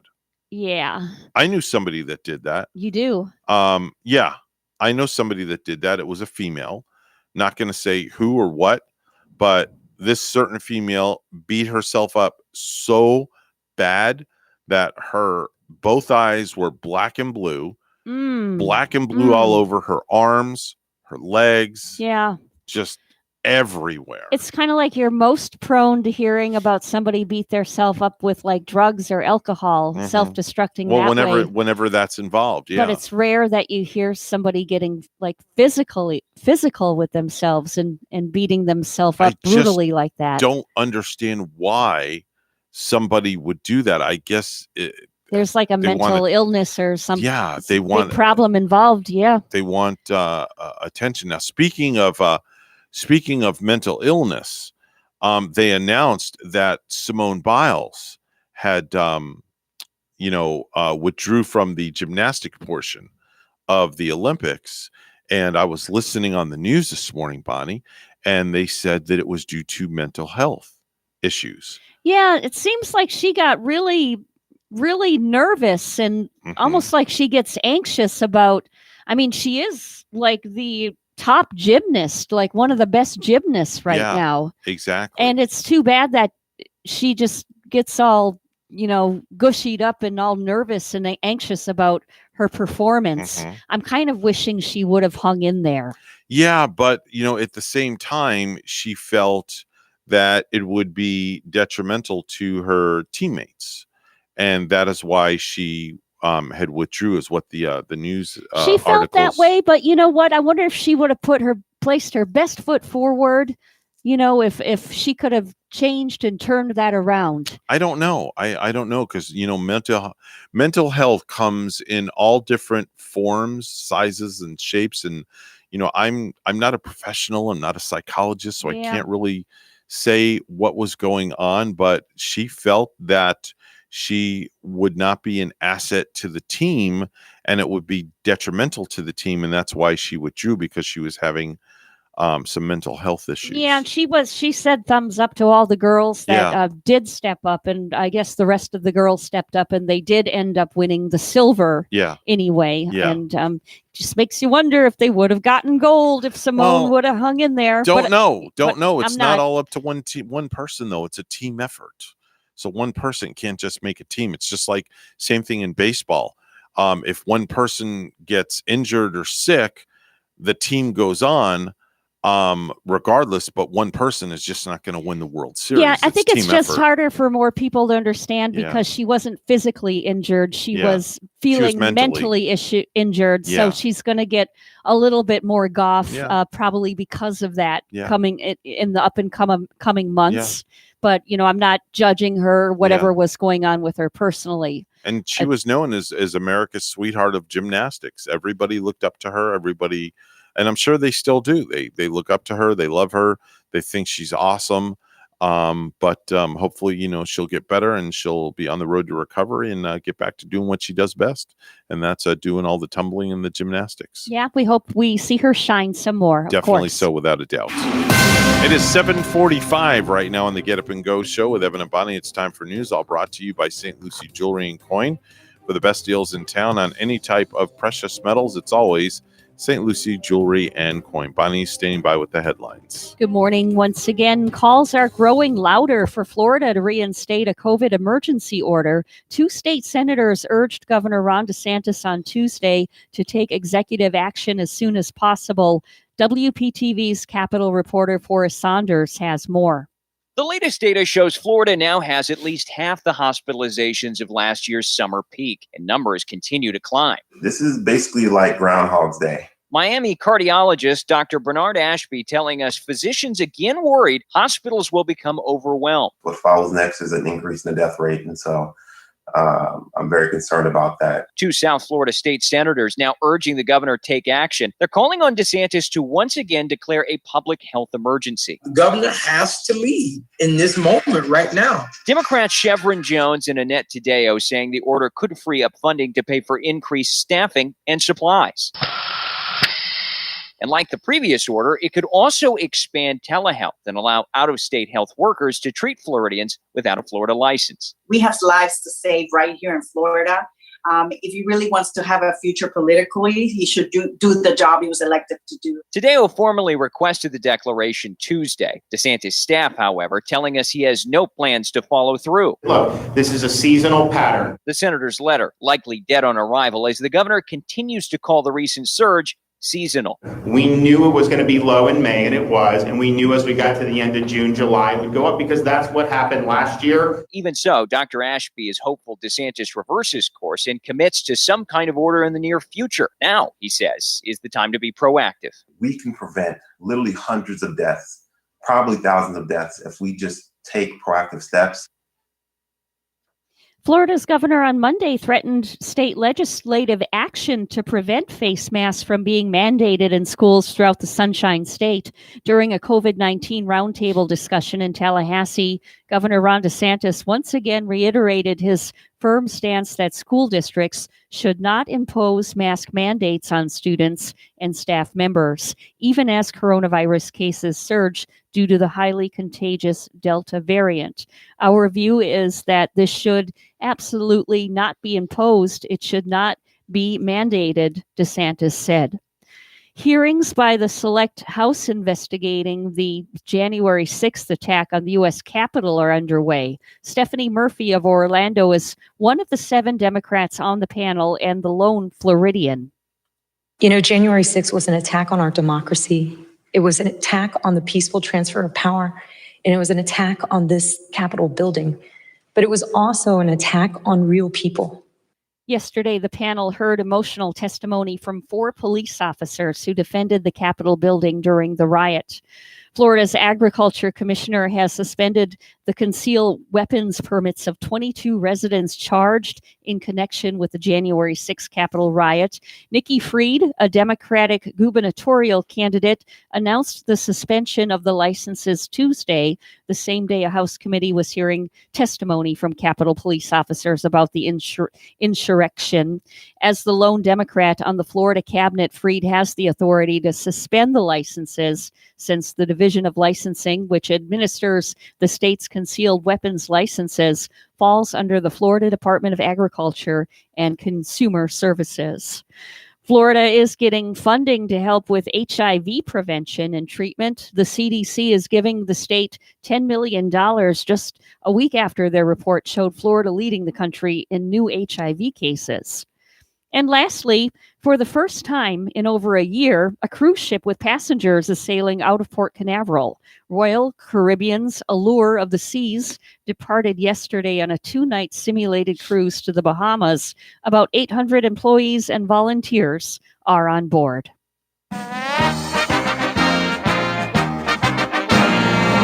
Well, if there's one thing everyone knows about Matt Damon, it's that he loves his Boston area sports teams. And it looks like he's not a New England loyalist after all. In an appearance on the Dan Patrick Show, he said in a hypothetical Buccaneers versus Patriots Super Bowl, he'd root for Tom Brady. He said, quote, "Listen, I love that guy. I make no apologies," and even ended the interview with a "Go Bucks." Looks like as long as Tom still plays, Matt's support will follow no matter which team he's on. News time is 7:50. We'll have weather and traffic together next.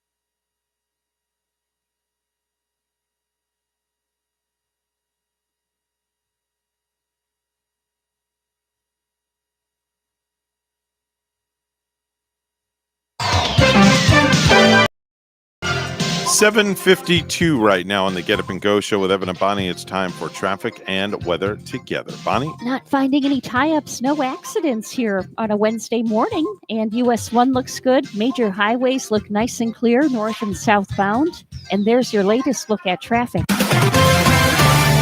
We're up to 77. It's partly cloudy here in Stewart this morning, and it's 63 and cloudy in Philmont, New York. Here's our weather at WPTV.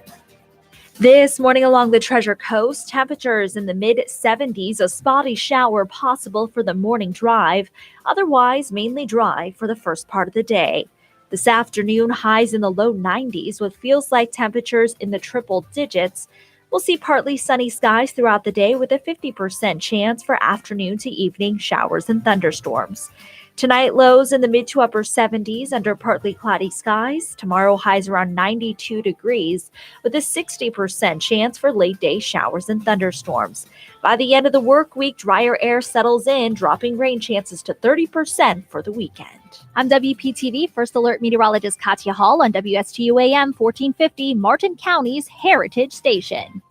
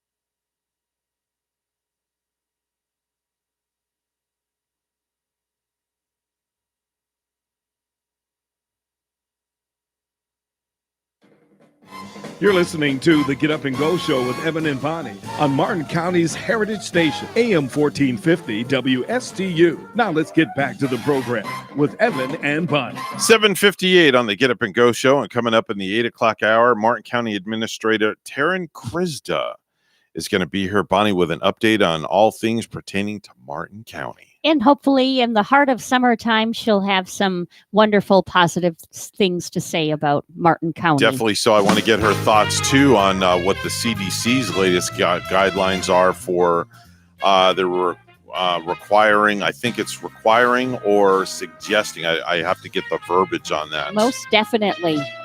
With the masks, bringing the mask back again. So we'll talk to her about that and how it's going to affect all of us here in Martin County. We're WSTU Stewart, Martin County's Heritage Station. The news is coming up next, and we'll be back right after it.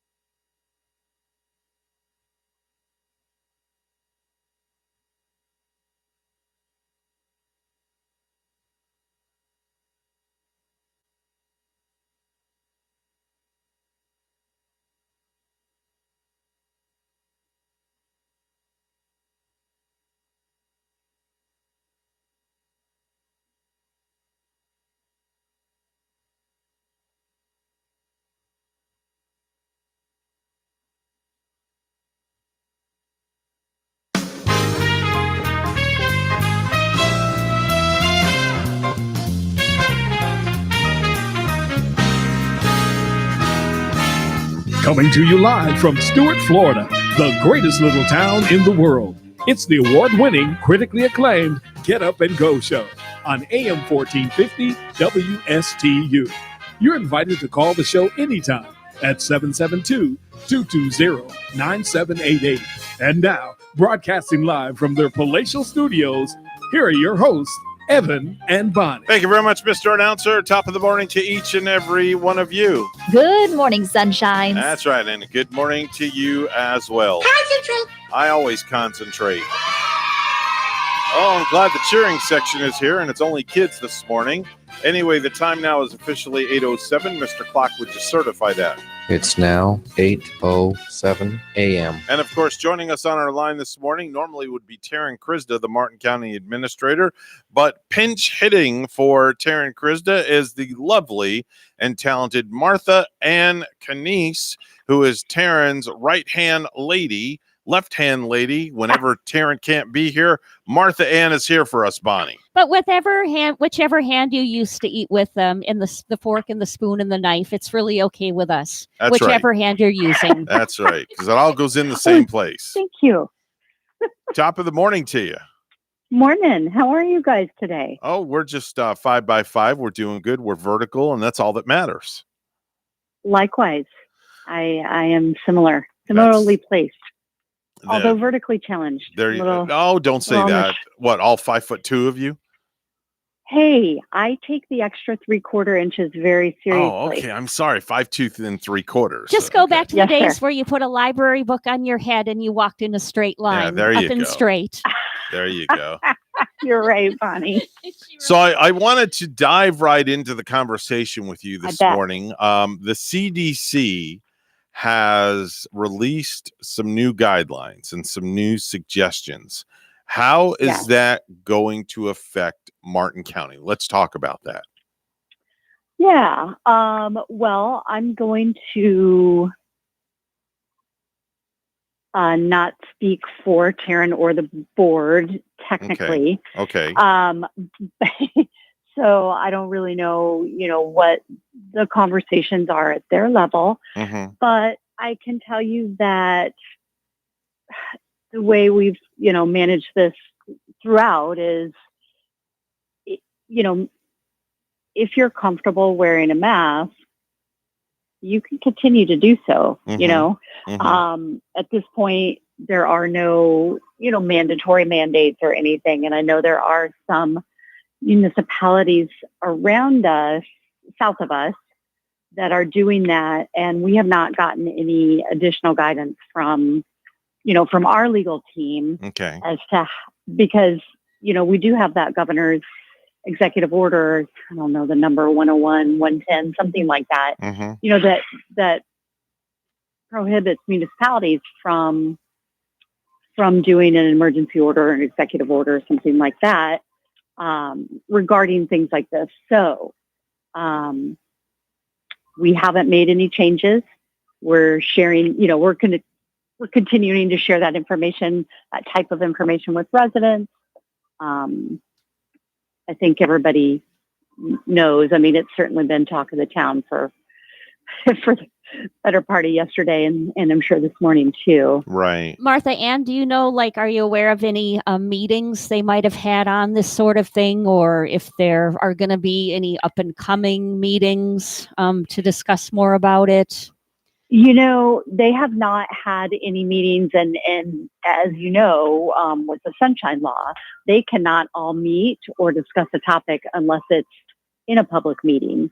So when see. they do, when they do have those conversations, I know that will be, in front of the public and, at a regular meeting or such. We don't have a regular meeting scheduled, I think, until the 13th of August. Wait, that's the wrong date. It's Tuesday, the 11th. Yeah. So that's our next upcoming board meeting. And, of course, a lot of things can take place then. But for now, we're just encouraging people to stay the course, listen to guidance of medical professionals. Mhm. keep moving in a safe and positive direction, for you and your family. And that's going to be for now, that's going to be a different direction for everybody. I know there's a lot of conversation about schools. My daughter's starting high school and she's trying to figure out, is she comfortable wearing a mask if other kids aren't? And so I know there's a lot of those types of conversations going on. Go ahead, Evan. I know that last we talked to Dr. John Millay. You mentioned your daughter starting high school. I know that last we spoke to Dr. John Millay. I think the masks were optional in the Martin County school system, And right, they Bonnie? still are optional Yeah. at this point. And they still are. Mm-hmm. It's just, for kids, it's such, and I was talking to a friend of mine last night, her daughter's starting middle school, and that's such a difficult age. Yeah. You know how kids can be. So anyway, I think as we've seen throughout, the last whole year, even when there were mandates, people are still having to make the best choice for their families. Yeah. This comes from the CDC Direct. I'm just going to read this verbatim. It says that the U.S. Centers for Disease Control and Prevention updated its mask guidance yesterday to recommend that people who are fully vaccinated against COVID-19 resume wearing masks indoors in parts of the country with high levels of the virus. The Public Health Agency also advised everybody in K through 12 schools to wear masks regardless of vaccination status. So it's a recommendation. It's not a mandate. Correct. Is what it is. So there's a big difference. Yeah, and I think we're all just kind of like getting itchy feet here too in Martin County because we're like so close to Palm Beach that did impose a mask mandate too recently for like anybody being indoors on their town property. And I think like you mentioned too, Martha Ann, with counties to the south of us starting to impose again, like residents are probably just getting itchy feet, starting to wonder like what's up and coming. Yeah. Yeah, I'm sure. And, gosh, you guys, towed the line with us throughout this entire, through everything that we go through. And our county and our residents, we're much smaller than those to the south of us and really look at things a little differently. So even when they were in full-on mask mandates, we were not. There's always discussion of whether they're coming up here to shop or go to our beaches or whatever. And oh yeah, I remember those days too. I tried to forget those, but no, they were there. Yeah. Yep, our beaches being flooded by foreigners. Oh boy, do I remember those conversations we had many months ago. Yeah. So I think we're really we're just going to continue to share messaging that so that people feel like they have a source of information that is accurate and reliable, and we hope that they choose to make good decisions for themselves based on that information. And there was so much conversation throughout the last year and a half or so about where people were getting their information, and we do share the CDC guidance. And, we listen to our local medical professionals as well. Rob Lord, spoke, and DOH spoke at our last board meeting, and I think they spoke at St. Lucie this past week. Mm-hmm. So, they bring the local perspective. So, I think, as always, we just try to be a good source of accurate information without energy behind it or a spin behind it, if you will. Mm-hmm. We're going to have tomorrow on the program, we're going to have Carol Ann Vitani. She is a health officer with the Martin County Health Department. So she's going to shed some light on all of this new news that is, coming down the wire and see how they're handling things as well. Yeah, I think it'll be, really interesting to talk to her. We obviously meet with them, and whether that's a phone call or just a regular face-to-face meeting, we work very closely with them. to see, to see local impacts about, what that looks like locally versus nationally. And they've been a very good partner for us. Do you have anything on any kind of like new restrictions in our local hospitals or any news on that, Martha? I have not seen anything. And we do work closely with them, but I have not seen anything. And I just checked yesterday because, we like to keep our website and all of that information up to date as far as what's, at least providing the basic information and then directing people to the actual source. But I have not seen anything, Bonnie, any changes in that. Okay. Mm-hmm. Very, very nice. Anything else that's happening in the county that our listeners should know about? Anything else that's happening in the county? Good heavens. Well, there's always, there's that conversation of LOSUM, and that's, that continues to go on. And I think we've seen good information coming out about what's happening with the Lake Okeechobee System Operation Manual. The Corps was in the county yesterday at City Hall in Stewart, and just talking about the plan that they had selected, through this several year process, the CC plan, and that now we're moving into the next phase where they're going to tweak that. And that's all it's based on stakeholder input and public input. And so we've got information on our website, on our water quality page, and about how, residents can send an email to the Corps or how they can provide their comments and feedback on what they would like to see happen with this plan. It's of interest to everybody around us because our health of our waterways is important to so many people just for either recreation or livelihood, for their work. So it definitely is for sure. Yeah. So I would encourage people to check that out and engage with the Corps.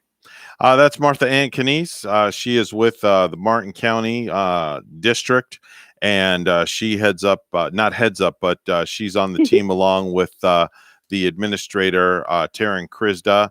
And she fills in for Taryn Krizda from time to time when Taryn cannot be here with us. Martha Ann, it's always a pleasure having you on the program. One of these days we're going to meet. We're going to have you come in studio. Let's do it in August. Next time you fill in, it's the only way you can do it is if you show up here in studio.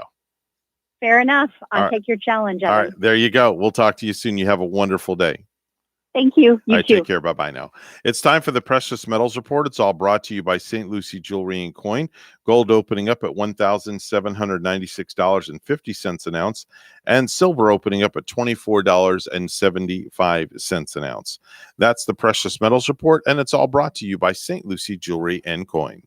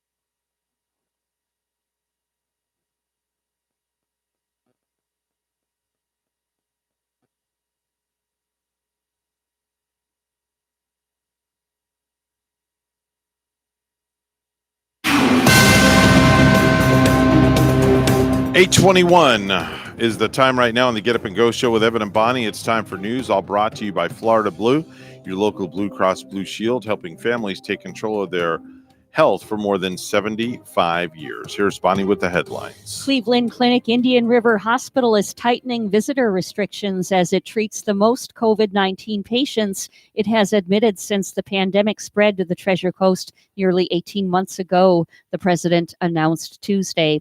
The dramatic spike is occurring at Cleveland Clinic hospitals across the Treasure Coast, including Tradition and Martin North, spokesperson Scott Samples told TC Palm Tuesday.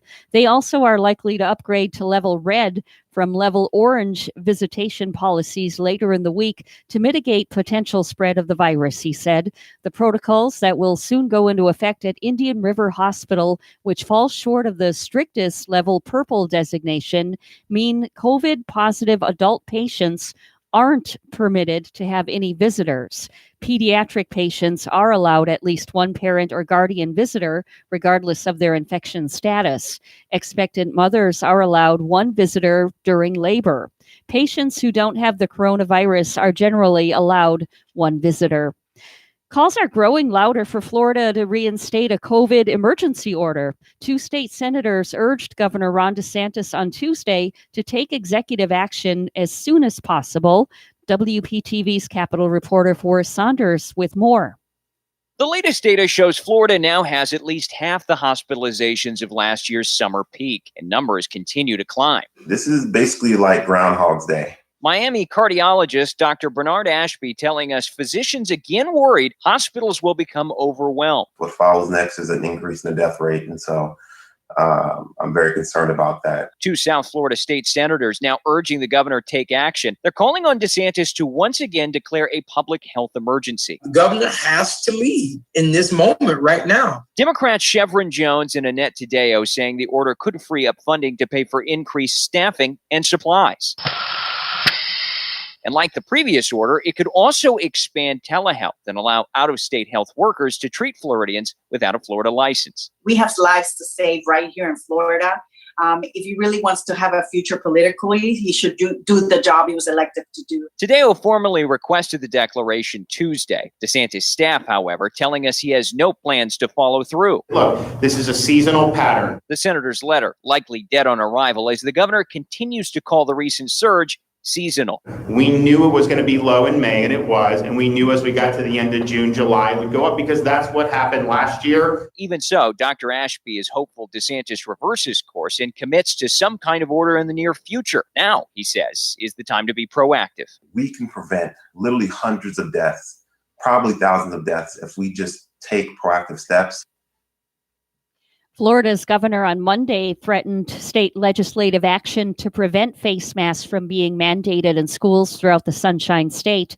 During a COVID-19 roundtable discussion in Tallahassee, Governor Ron DeSantis once again reiterated his firm stance that school districts should not impose mask mandates on students and staff members, even as coronavirus cases surge due to the highly contagious Delta variant.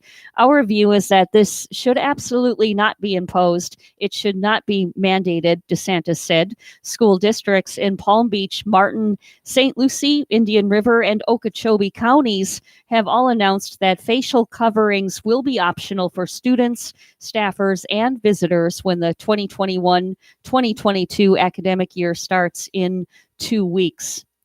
Defense lawyers in Florida want to return to virtual hearings. The Florida Association of Criminal Defense Lawyers says they're concerned about the increase of COVID-19 cases. A news release is requesting that courts should rely on virtual hearings that don't require in-person attendance.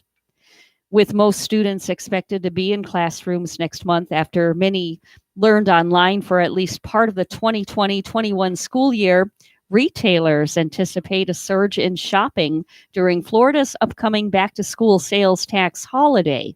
The return of students who remained at home last year because of the COVID-19 pandemic is expected to mean a need for new clothes, footwear, backpacks, even pens and paper when the 10-day tax holiday begins this Saturday. Homeowners here may pay $2.82 more for trash pickup.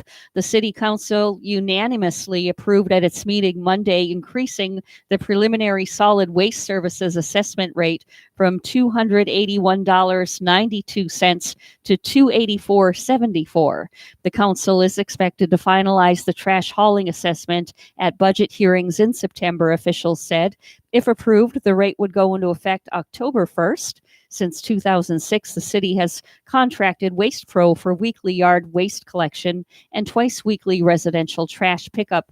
Lastly, Walmart just announced they're spending $1 billion over the next 5 years to cover books and tuition for all employees who want to go to college. Might want to go work at Walmart and go back to school.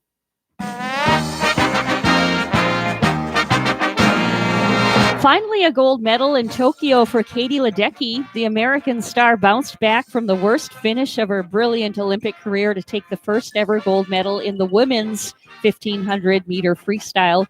And the expected Olympic showdown between the top two women's volleyball teams in the world turned out to be a one-sided affair.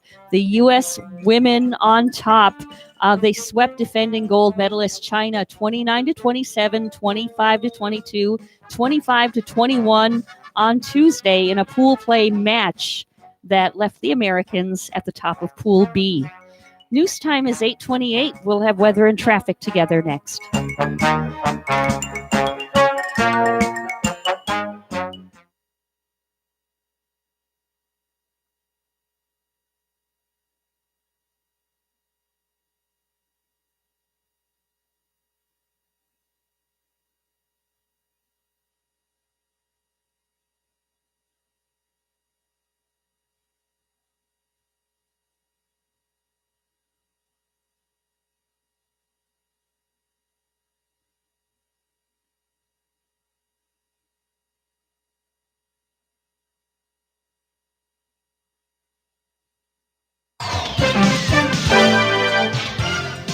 8:28 right now on the Get Up and Go show with Evan and Bonnie. It's time for traffic and weather together. Bonnie? It's a really good ride. If you got to get there by 9, don't speed. You should drive on time. We're not finding any tie-ups, no slowdowns on our highways. Major ones included throughout Martin and St. Lucie counties.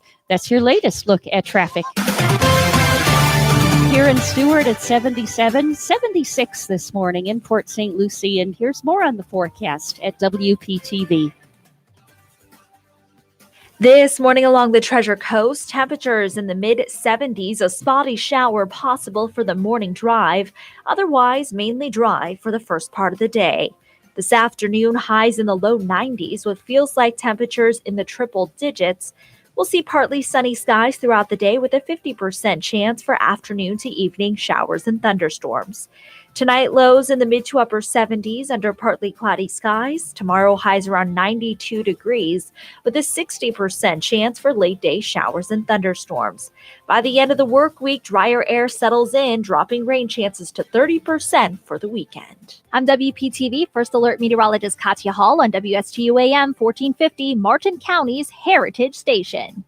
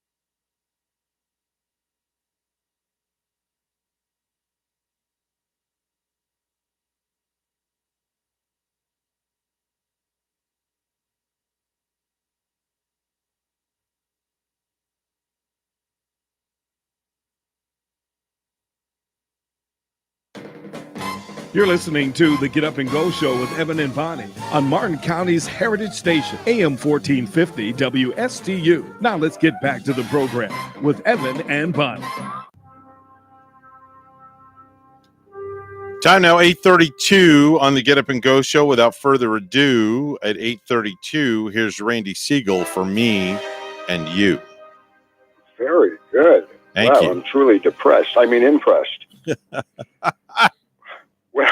Well, in 1964, NASA launched its Ranger 7 probe to get close-up pictures of the moon. And in this particular case, this vehicle was designed to crash land on the moon, taking pictures up to the very end to get more information. In 1973, the Skylab 3 crew went on board a space station that the U.S. had, Skylab, a rudimentary station. In this case, it was Alan Bean, Owen Garriott, and Jack Lausma that went up there. And then in 2017, 3 astronauts were launched to the International Space Station. Sergei Rosansky from Russia, Paolo Nespoli from the European Space Agency, and Randolph Bresnik from the United States. Speaking of space stations, we continue to do a lot of good work on board the International Space Station. Flight engineer Mark Vanderhee focused on extravehicular mobility units helmets. He inspected the helmet lights and recharged extravehicular activity batteries that are on board that particular spacesuit. He also spent time installing a high-definition camera for the EMU, that's the extravehicular mobility unit, and Commander Hoshi spent a lot of time helping him with that hardware. Shane Kimbrough and Megan MacArthur, they worked with the system to see how plants grow in space so they could be potentially edible. Other experiments that were done by Thomas Pasqua from the European Space Agency, when he injected algae in the Cell Science 4 cassettes as part of the study to see how they react in a weightless condition. Then they went together and the astronauts filled out a questionnaire on the research facility and the plant growth facility as they will be using it into the future, and they want to know how it is operating now. The crew also did ahead of the orbital flight test from Boeing spacecraft, which will take place day after tomorrow. They also wanted to make sure that they have enough training for the Nuka module to dock with the International Space Station. The Nuka module, as you may recall, has been having a lot of problems in orbit.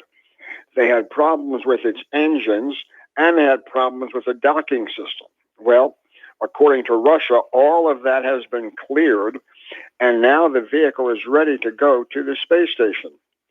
The one caveat being is that when it docks to the space station tomorrow morning, that it'll be done in a one-shot deal. There isn't enough fuel on board the Nuka to allow it to rendezvous a second time. So if they're unsuccessful in the first time docking, it isn't going to happen. Launch of the CRS-100 spacecraft by Boeing is scheduled to take place on Friday at 2:53 p.m. That's when they will test that vehicle and make sure it is ready to carry humans into space. During their first test, it was unable to dock to the International Space Station due to software problems. But now they claim that they're over that. It'll take 2 unmanned tests to prove that the vehicle is ready for astronauts to fly in. Currently, there's a 40% chance of favorable weather for that launch to take place. Russia is saying that the United States and the Russian Federation are trying to work out a deal where a Russian will fly on a commercial vehicle and a U.S. astronaut will fly on a Soyuz vehicle.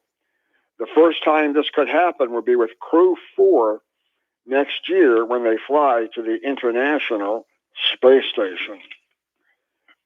The Air Force's Research Labs Monolith satellite, communications satellite, originally slated to fly on Rocket Lab's first mission from Virginia, will instead launch on Rocket Lab's return to flight mission from New Zealand. This window opens at 2 a.m. tomorrow. We'll be watching that launch to make sure that everything goes well and let you know about it. It has been a long time coming because Rocket Labs has had an up and down history for their vehicle. In fact, the name of it, the launch is, it's a little chilly up here. The board in in Wallops Island, Virginia, is trying to make a decision on whether or not they want to allow an expansion for additional rockets to launch next to the Wallops Island, Virginia launch site that NASA maintains. Rocket Labs wants to build their own launch facility there to be able to launch their vehicles. The question is, does that area want to allow more rockets to be launched from Wallops Island? Sometime in 2023, a Japanese billionaire will fly with 8 artists on board a SpaceX Starship mission. Yasuki Mizuawa, who has paid an undisclosed amount to fly this mission, looping around the moon, has said that he believes they'll be able to do so on that launch vehicle. So far, SpaceX has not been able to do it themselves yet because they're still in testing for that Starship. But when you consider we're 2 years out, I would not be too surprised to see them actually fly. They're also expected, according to Representative Earl Blumenauer, who's a Democrat who represents Portland and the suburbs, that there will be a tax on space tourists. He believes that there should be taxes on space flights for tourists because they're making money. He believes that the government should tax them just the same way they tax anybody else who buys a service or buys anything similar. It should be interesting to see whether or not we're going to see a space tourism tax be levied upon the super rich. Sir Richard Branson and Jeff Bezos may not be called astronauts. Yep, you heard me right. Even though they have gone above the 50-mile mark, they still have not done what NASA, or the Federal Aviation Administration, considers to be work in space. They say that just because you're taking a joyride into space, that should not qualify you to get civilian astronaut wings. They say that it should have to do with whether or not you're doing some productive work in science or mathematics to qualify to be called an astronaut. Tomorrow we're going to tell you about the Space Launch System losing one of its big selling points and SpaceX going to Europa. So until tomorrow, have a great day, everybody. That's Randy Siegel with the Space Report. He's on the program each and every weekday at this time, talking all things outer space. Time to head on over to Ellie's downtown deli, where Bonnie is standing by with the latest and greatest to soothe a hungry bear.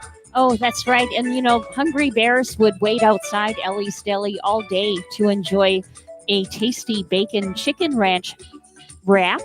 It's a fresh tortilla wrap filled with your cheddar cheese, lettuce, tomatoes, oven roasted chicken, and ranch, served with a side item of your choice. And Italian chef salads are always amazing. Mark makes a fresh one. He makes it with the mixed greens topped with some carrots and olives, croutons, cheddar cheese, onions, cucumbers, tomatoes, and the delicious meats in this one with ham, capicola, and salami, and served with a dressing of your choice. Enjoy it with a glass of beer or wine on the patio. Ellie's Downtown Deli in Stuart now with their patio back open. Plus, they're at 50% dining inside with a full menu for pickup or delivery. Ellie's also has full dinners available for takeout, plus their fabulous desserts as well. Call 772-781-6605 to order and pick up today. Located 18 Southeast 6th Street, just off Colorado in Stuart. Call 772-781-6605. Ellie's Downtown Deli in Stuart. It is 8:43 right now on the Get Up and Go show. It's the Wednesday morning edition. It's time for news brought to you by St. Lucie Jewelry and Coin for the best deals in town on precious metals. It's always St. Lucie Jewelry and Coin. Here's Bonnie with the headlines. Thanks, Evan. Cleveland Clinic Indian River Hospital is tightening visitor restrictions as it treats the most COVID-19 patients it's admitted since the pandemic spread to the Treasure Coast nearly 18 months ago. The president announced Tuesday the dramatic spike is occurring at Cleveland Clinic hospitals across the Treasure Coast, including Tradition and Martin North. Spokesperson Scott Samples told TC Palm on Tuesday they also are likely to upgrade to level red from level orange visitation policies later in the week to mitigate potential spread of the virus. The protocols that will soon go into effect at Indian River Hospital, which falls short of the strictest level purple designation, mean COVID-positive adult patients are not permitted to have any visitors. Pediatric patients are allowed at least one parent or guardian visitor, regardless of their infection status. Expectant mothers are allowed one visitor during labor. Patients who don't have the coronavirus are generally allowed one visitor. Florida's governor on Monday threatened state legislative action to prevent face masks from being mandated in schools throughout the Sunshine State. During a COVID-19 roundtable discussion in Tallahassee, Governor Ron DeSantis once again reiterated his firm stance that school districts should not impose mask mandates on students and staff members, even as coronavirus cases surge due to the highly contagious Delta variant.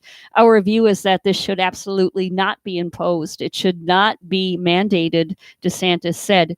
School districts in Palm Beach, Martin, St. Lucie, Indian River, and Okeechobee counties have all announced that facial coverings will be optional for students, staffers, and visitors when the 2021 academic year starts in 2 weeks. Hearings by the Select House investigating the January 6th attack on the U.S. Capitol are underway. Stephanie Murphy of Orlando is one of the 7 Democrats on the panel and the lone Floridian. You know, January 6th was an attack on our democracy. It was an attack on the peaceful transfer of power, and it was an attack on this Capitol building. But it was also an attack on real people. Yesterday, the panel heard emotional testimony from 4 police officers who defended the Capitol building during the riot. Governor Ron DeSantis is reaching out to the families of the 98 people who died in the collapse of the condo tower in South Florida. The governor's here and he's concerned about, the issue with respect to finding out why that building fell down. Surfside Mayor Charles Burkett says crews are going through the debris to extract personal items to be returned to residents and relatives. FedEx is currently hiring 28 operations managers, 16 full-time and 12 part-time, plus maintenance technicians for its 245,000 square foot facility under construction in Legacy Park at Tradition. Operations manager wages start at $21 per hour, with 4 shifts available on weekdays and 2 on weekends. The company said an anticipated start date for training is September 1st. The facility is expected to start operations on October 29. FedEx plans to have almost 500 full and part-time employees working at the Port St. Lucie location. Applicants can apply for jobs by visiting FedEx's website. Walk-ins at the July 31st event will also be welcomed and interviewed as time allows. Florida is getting funding to help with HIV prevention and treatment. The CDC is giving the state $10 million just a week after their report showed Florida leading the country in new HIV cases. Well, lastly, for the first time in over a year, a cruise ship with passengers is sailing out of Port Canaveral. Royal Caribbean's Allure of the Seas departed yesterday on a 2-night simulated cruise to the Bahamas. About 800 employees and volunteers are on board.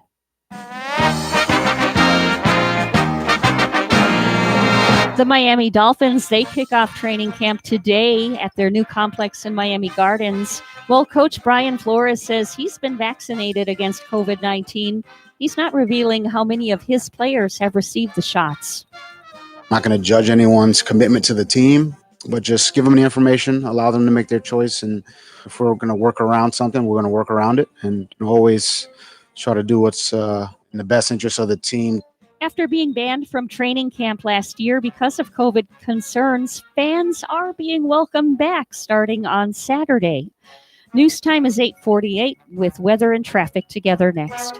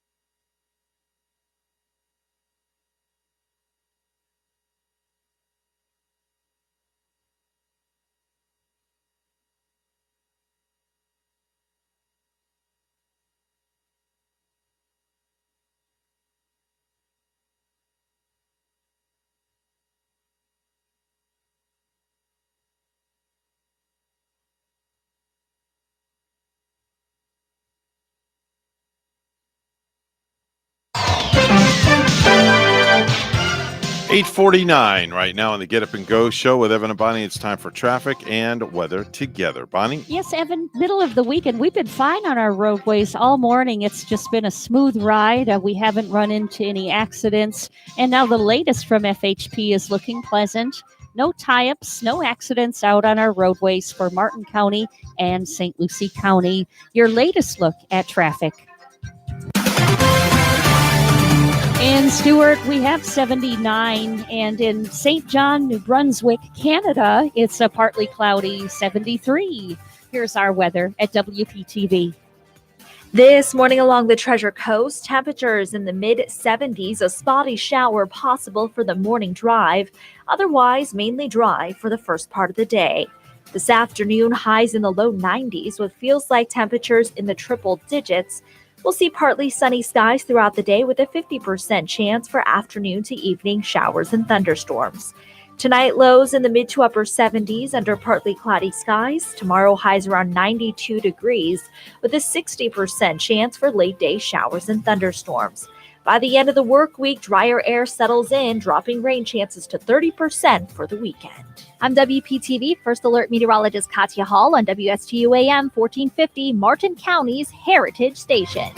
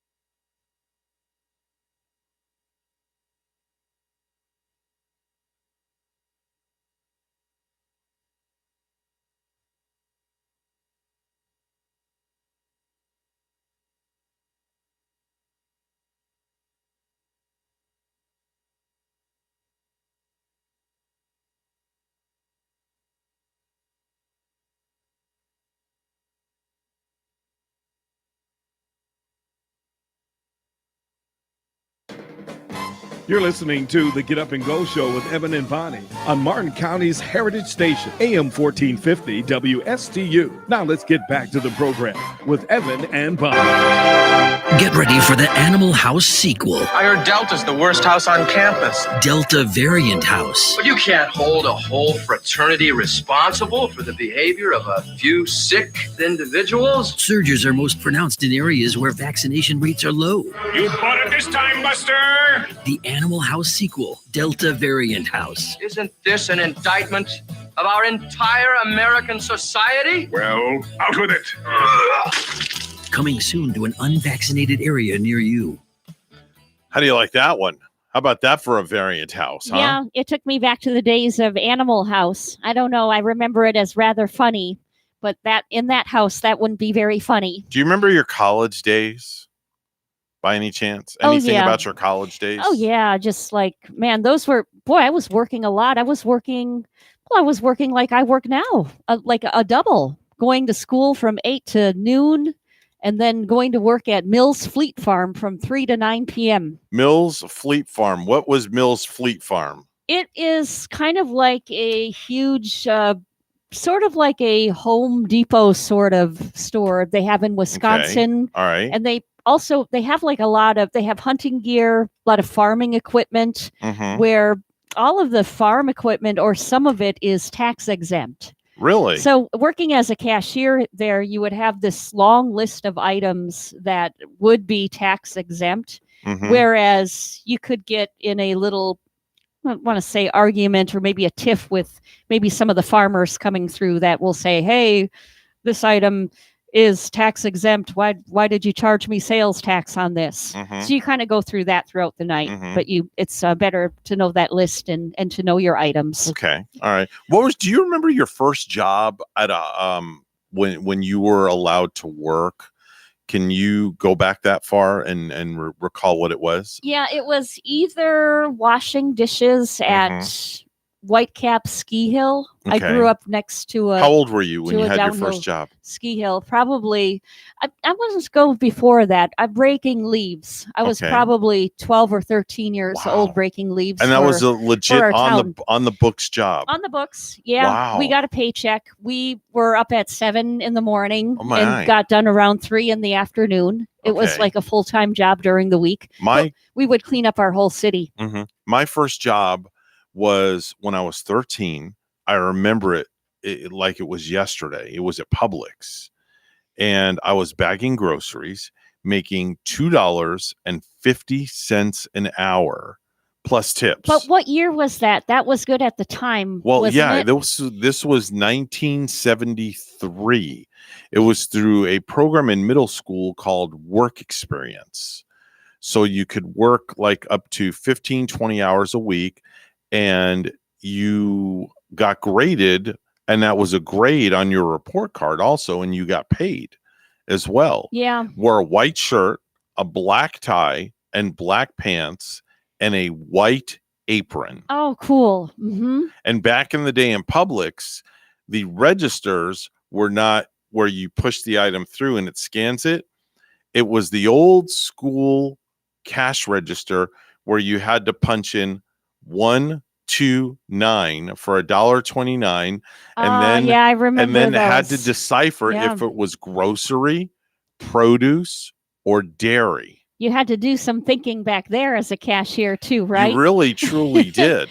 Right. You really did. And then when you weighed things from the produce section, you had to take the weight and use your noggin to figure out, like, if a banana was like 50 cents a pound and it weighed 1.5 pounds, Yeah. you had to figure out how much to charge them, which is 75 cents. So the old computer wouldn't tell you right away way back then. It was weird. It that was would way different back in the day. That would be rough on someone. Yeah. But I think it's a wonderful thing for kids to really get started or stay with Publix. I mean, I think they're You can, don't they even have a savings plan? Yeah, for- they have a Gavin is involved in it. It's I think it's a 401k or a Yeah, I think they something do. like that. So he contributes every week out of his paycheck, and you can buy the privately held stock at Publix also as well. So I think there's it's also a great job for a retiree, Evan, Yeah. or anybody to stay who busy, wants sure. to get in. And you see a lot Yeah. of retirees at Publix working as well, You do. just to keep active.